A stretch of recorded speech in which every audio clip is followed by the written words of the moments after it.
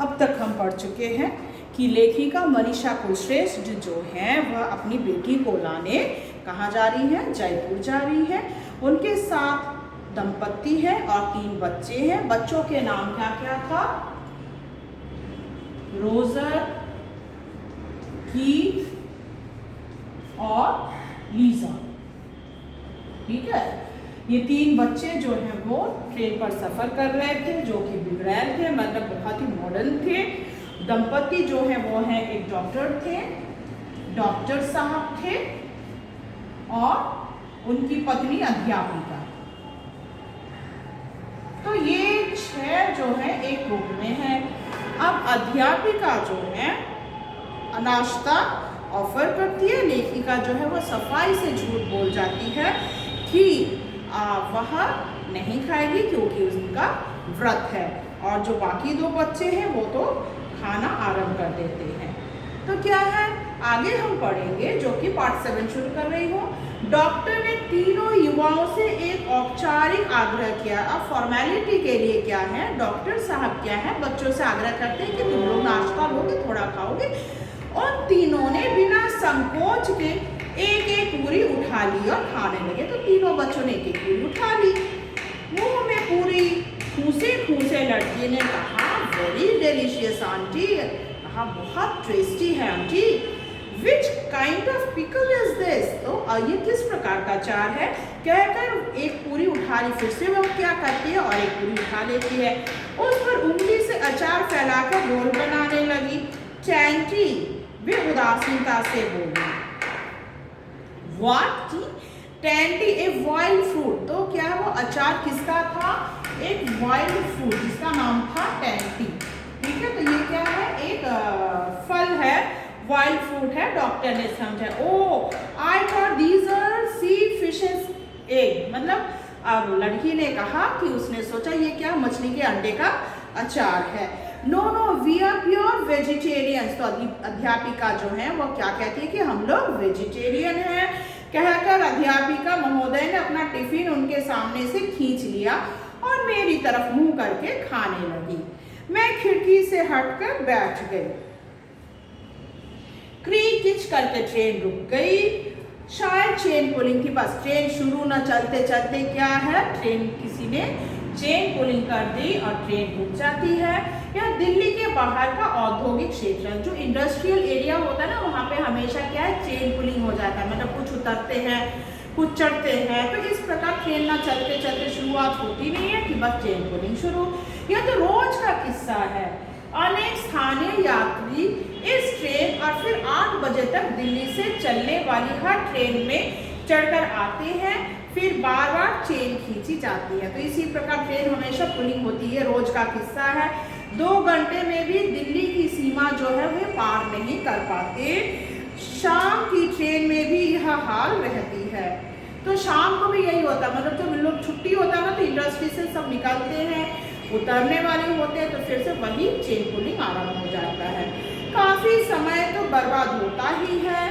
साथ ही ये लोग प्रथम श्रेणी से लेकर आरक्षित शायिकाओं तक की जगह घुसे चले आते हैं। फिर यात्रियों के साथ बदतमीजी से पेश आते हैं, चेन पुलिंग करते हैं, ट्रेन रोकते हैं, पैसेंजर चढ़ जाते हैं विदाउट क्या रिजर्वेशन, और बाकी जो पैसेंजर्स होते हैं उनको तंग करने लगते हैं। मतलब किस प्रकार, मतलब भर जाता है ना, तो उन्हें कहते हैं थोड़ा सटक कर बैठिए, हमें भी स्थान दीजिए, इस प्रकार घुस जाते हैं और बदतमीजी से पेश भी आने लगते हैं। कोई लड़की या सुंदर महिला यात्री दिख जाए तो उससे सटकर बैठ जाएंगे। अगर सुंदरी दिख गई तो बस उसके साथ चिपक कर बैठ जाते हैं। उसके संरक्षक आपत्ति करे तो झगड़ा। फिर तो ये लोग ट्रेन को चलने ही नहीं देंगे, ट्रेन में तोड़ फोड़ करेंगे। अगर क्या है, उनके साथ रहने में जो पास बैठे रहते हैं, अगर कहते हैं कि इस प्रकार तंग ना किए, तो बस फिर तो लोग और तंग करना आरंभ कर देते हैं और ट्रेन आरंभ चलने नहीं देते, ट्रेन में तोड़ फोड़ आरंभ कर देते हैं, झमेला करते हैं। यह व्यवस्था का ऐसा सुराग है जो बंद नहीं हो सकता। यह चल रहा था, चल रहा है और चलता रहेगा। इसको बंद करना बहुत नामुमकिन है।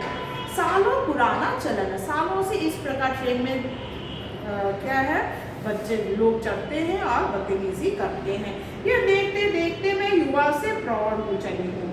आज भी मुझे इन लोगों से डर लगता है। किन लोगों से डर लगता है? जो लोग चेन पुलिंग करके ट्रेन पर चढ़ जाते हैं या उतरते हैं, ऐसे लोगों से डर लगता है। क्योंकि उन लोग क्या है, जब भी वो चढ़ते हैं ना, तो कहीं भी अगर सुंदर लड़की दिख जाती है तो उनको छेड़ना आरंभ कर देते हैं। अगर कोई प्रतिवाद करते हैं तो ट्रेन पर तोड़ फोड़ आरंभ कर देते हैं। तो बहुत झमेला आरंभ हो जाता है। आगे सुनो। वो तो सौभाग्य, यह डिब्बा बहुत पीछे था। तो ये क्या है? सौभाग्य की बात है कि ये एकदम पीछे वाला डिब्बा था, मतलब काफी प्लेटफॉर्म से दूर था। नहीं तो इस डिब्बे में कोई झुंड नहीं चढ़ा। ये तो भाग्य की बात है। क्यों? क्योंकि अगर झुंड चढ़ जाते तो लड़की को छेड़छाड़ आरंभ कर देते, नहीं तो इस लड़की के कपड़ों और अदाओं पर यहाँ तो कत्ल हो जाते। और इसके ये दो मरगिल्ले से संरक्षण कुछ नहीं कर पाते। तो मरगिल्ले से संरक्षण मतलब एकदम दुर्बल है, ठीक है। मरगिल्ले ये दोनों जो है दुबले पतले लोग तो कुछ भी नहीं कर सकते। दो वे कौन कौन थे यहाँ पे? रोजर और कीथ थे। एक उसका बॉयफ्रेंड था और एक उसका भाई था। हिंदी तक तो ठीक से समझ बोल नहीं पाते, और ये जो तीनों हैं इनको ना हिंदी बोलना आता है ना ठीक से समझ पाते हैं। मैं भी सोचने लगी, फिर लेखिका खुद सोचने लगी, ये खुलापन, इनकी इस कदर लापरवाही क्या इन्हें खतरों की तरफ नहीं ढकेलती? तो जिस प्रकार इन लोग खुल्लम खुल्ला चल रहे हैं, इससे क्या मतलब संकट नहीं आ सकती?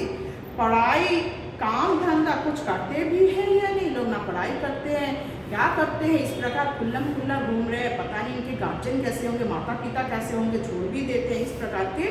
भले इस कम उम्र में क्या है, इस प्रकार घूम रहे हैं, ना कपड़ों का ढंग है, ना बातचीत का लहजा है। तो यही लेखिका सोचने लगती है। उम्र तो देखो मुश्किल से 18-19 के होंगे। देखकर तो 18-19 के रखते हैं, छुटका तो 15 का सा लगता है। तो छोटा जो है कीथ जो है 15 साल का लगता है। इसको अंदर लिख लो, कीथ जो है 15 साल का लगता है। और रोजर और लीजा जो है, बाकी जो है वो लोग रोजर और लीजा ये दोनों क्या है 18-19 के दिखते हैं उम्र के। क्योंकि अगर उम्र लिखने के लिए आए तो आपको लिखना पड़ेगा। 18-19 के लगते हैं। उस पर कैसे होंगे वे दुस्साहसी माता पिता? माता पिता भी कैसे, जिन्होंने इन्हें अकेले दुनिया देखने भेज दिया। ये ही शायद ऐसे हैं। फिर वो सोचते शायद उनके माता पिता ही ऐसे हैं, विद्रोही किस्म के बिगड़ैल बच्चे। तो ये बच्चे ही शायद बिगड़ैल हैं, विद्रोही करके निकल गए। तो मन किया कि मैं भी कहूँ ब्लडी फकिंग ब्रैट्स। उन्हें भी लगता है कि उन्हें भी कुछ बुरे लफ्ज़ कहें, पर वह बोल नहीं सकी क्योंकि संस्कार नहीं है। हमारे भी सहपाठी सहकर्मी क्रिश्चियंस रहे हैं। तो हमारे भी क्या, लेखक भी क्या कहते हैं, उनके भी सहपाठी लोग थे, क्रिश्चियंस थे, ठीक है, सहकर्मी थे जो क्रिश्चियंस थे। पर हमने उनसे ऐसे खुलापन कभी नहीं देखा। पर वे लोग कभी इस प्रकार खुले आम ऐसी बातें नहीं करते थे। क्या ये किसी मुसीबत को समझदारी से सुलझा सकेंगे? खतरों से बच सकेंगे? मतलब अगर अपने जीवन में कोई खतरा आए तो क्या वे उन खतरों से बच पाएंगे? छोड़ो, मुझे क्या पड़ी, ऐसी लेखिका सोचती है। छोड़ो, भला उसे भी क्या पड़ी है, जैसी मर्जी चलने दो, भाड़ में जाएं। अच्छा ही हुआ जो मैंने अपने बेटे बेटी को बहुत संयम और कठोर अनुशासन में पाला है। फिर वह सोचती चलो भाई अच्छा हुआ कि कम से कम मैंने अपने बच्चों को, उनकी एक बेटी है और एक बेटा, तो कम से कम क्या है उन्हें तो मैंने बहुत कंट्रोल में रखा हुआ है। बेटा तो चलो ठीक है दिल्ली IIT में पढ़ रहा है। तो बेटा कहाँ पढ़ रहा है? बेटा दिल्ली IIT में पढ़ रहा है, ठीक है, IIT, ध्यान रहे। तो लड़का जो है वह कहाँ पढ़ रहा है? IIT में पढ़ रहा है। और बेटी का नाम क्या है? बेटी का नाम निशी है, ठीक है, बेटी का नाम है। बेटा जो है यहाँ पे नाम नहीं दिया गया और बेटी का नाम दिया गया है। ये क्या है? बेटी निशी। तो निशी जो है उसकी शादी उन्होंने दे दी है। मैंने एक ठंडी सांस ली, ट्रेन धीमे धीमे सरक रही थी। अब क्या है, ट्रेन धीरे धीरे चलने लगी। लेखिका एक ठंडी सांस लेती है। मैंने स्वयं से सवाल पूछा, क्या मैंने बच्चों को सुरक्षित और कठोर अनुशासन में रखकर बहुत महान काम की फिक्र सोचती? क्या मैंने बच्चों को बहुत कठोर अनुशासन में रखा? ये क्या मैंने ठीक किया? मुझे क्या ये करना चाहिए था? क्या निशी इस कठोर अनुशासन और अतिरिक्त सुरक्षित वातावरण में पलकर बेहद दब्बू बनकर नहीं रह गई? लेखिका को लगता है कि उनकी बेटी जो है वह बिल्कुल दब्बू बन गई, भोंदू बन गई है, क्योंकि उसको बहुत कठोर अनुशासन में पाला, उसे कभी भी अकेले इधर उधर जाने नहीं दिया, जिसके कारण क्या है, वह जयपुर से अकेले आ नहीं पा रही है। इसीलिए लेखिका को लगता है कहीं उसको दब्बू तो नहीं बना दिया है। बस शादी कर देने भर से क्या उसे सुरक्षित कर दिया हमने? शादी देने की तो उसकी शादी देगी तो क्या शादी तो देकर सुरक्षित कर दिया है। अपनी होनहार MBA लड़की को मुंबई जाकर एक मल्टीनेशनल कंपनी में नौकरी, या फिर कह दिया शादी के बाद कर लेना नौकरी, वह भी पति चाहे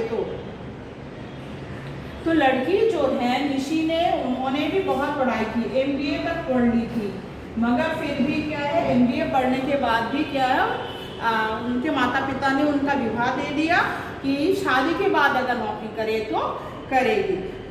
तो उनके लिए यही था कि बेटी जो है क्या है, शादी करके गृहस्थी कराए, इससे क्या है मेरी बेटी सुरक्षित रहेगी, ऐसा ही क्या है उनका विचार था। या फिर कह दिया शादी के बाद कर लेना नौकरी, वह भी पति चाहे तो उनके माता का यही विचार था कि शादी के बाद अगर नौकरी करना है तो कर लेगी, यदि क्या है पति चाहे तो। बेटी को पढ़ा लिखा तो दिया, मगर क्या है उसे कभी भी वो इंडिपेंडेंस नहीं दिया जिससे कि वह खुद नौकरी करे। तो आशा करती हूँ आपको यहाँ तक समझ में आया होगा, बाकी मैं आपको पार्ट 8 में समझाऊंगी।